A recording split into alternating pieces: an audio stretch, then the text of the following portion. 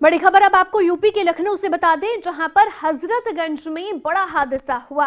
हजरतगंज क्षेत्र में दरअसल पुरानी बिल्डिंग गिरने के कारण ये बड़ा हादसा हुआ और हादसे में अब तक 3 लोगों की मौत की जानकारी सामने आ रही है। 15 लोगों को रेस्क्यू किया गया है और अभी भी मलबे में 5 लोग फंसे हैं। मलबे के अंदर लोगों को दरअसल निकालने की कोशिश है, जो वहां पर दबे हुए हैं, और मलबे के अंदर पहुंचाई जा रही फंसे हुए लोगों के लिए ऑक्सीजन और साथ ही साथ कोशिश ये है कि जल्दी से जल्दी जो फंसे हुए लोग हैं उन्हें यहां से बाहर निकाला जाए। तो ये बड़ी खबर आपको बता रहे हैं। लखनऊ के हजरतगंज में दरअसल कल देर रात ये बड़ा हादसा हुआ। हजरतगंज क्षेत्र में पुरानी बिल्डिंग गिरने के कारण ये हादसा हुआ और इसमें कई लोग दब गए। अब तक 15 का रेस्क्यू किया गया। जैसे ही ये बिल्डिंग भरभरा कर गिरी, उसके बाद हर तरफ चीख पुकार सुनने को मिली। मौके पर टीम पहुंची, राहत बचाव कार्य तत्काल प्रभाव से शुरू किया गया, लेकिन 3 लोगों की जान चली गई। अभी भी कई लोग दबे हुए हैं,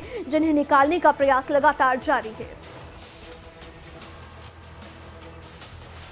तो लखनऊ में इमारत गिरने की जांच के लिए कमेटी का भी गठन किया गया है। सीएम योगी के निर्देश पर 3 सदस्यीय कमेटी गठित की गई है, जो 1 सप्ताह के भीतर अपनी रिपोर्ट सौंपेगी। तो एक कमेटी का गठन किया गया है जो 1 सप्ताह के भीतर अपनी रिपोर्ट सौंपेगी। दरअसल ये बिल्डिंग गिरी कैसे, क्या वजह रही इसके पीछे, जानकारी ये सामने आ रही है कि इसके बेसमेंट में कंस्ट्रक्शन वर्क कुछ चल रहा था, ये वजह हो सकती है, या फिर इसे अर्थक्वेक से भी जोड़कर देखा जा रहा है। वजह क्या रही इस बिल्डिंग के गिरने को लेकर, इसी वजह से अब कमेटी का गठन किया गया है और कमेटी जो है वो अपनी रिपोर्ट 1 सप्ताह के भीतर सौंपेगी।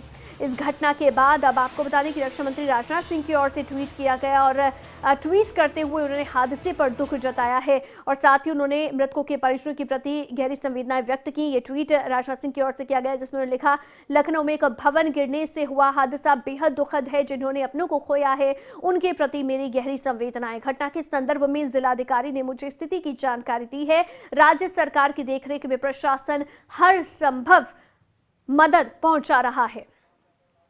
खबर पर ज्यादा जानकारी के साथ आकाश यादव हमारे संवाददाता हमारे साथ लखनऊ से लाइव जुड़ गए हैं। आकाश, इस समय क्योंकि कल देर रात ये घटना घटी लखनऊ में, जो बिल्डिंग गिरी, ऐसे में अभी फिलहाल किस तरह से राहत बचाव कार्य जारी है, क्या जानकारी मिल पा रही है इसे लेकर?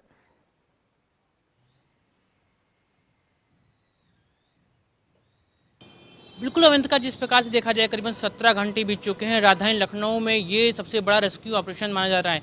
बड़ी बात चुनौती ये है, मुख्यमंत्री योगी आदित्यनाथ पूरे मामले की नजर रखे हुए हैं, क्योंकि आने वाले समय में ग्लोबल इन्वेस्टर समिट है और वो नहीं चाहते कि सरकार के ऊपर कोई दाग लगे। ऐसे में लगातार वो नजर बनाए रखें। तमाम आला अधिकारी मौके पे कल देर रात से मौजूद हैं, अभी तक वहां पे मौजूद हैं। एसडीआरएफ, एनडीआरएफ, आर्मी और पुलिस प्रशासन समेत 12 टीमें कुल राहत बचाव कार्य में हैं।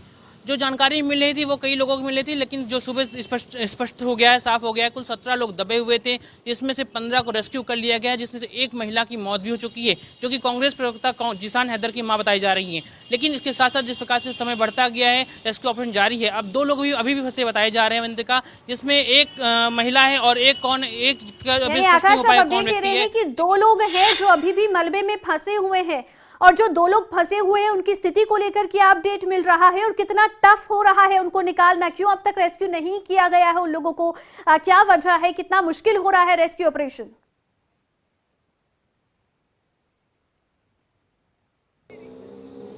देखिए, 5 मंजिला इमारत थी। लगातार हर इमारत के जितने भी सब मलबा गिरा था, धीरे धीरे मलबा हटाया जा रहा है। जो मलबा है वो कहीं ना कहीं परेशानी बन रही है जो राहत बचाव कार्य में, क्योंकि धीरे धीरे मलबा हटाया जा रहा है, उसके बाद ही लोगों को रेस्क्यू किया जा सका है।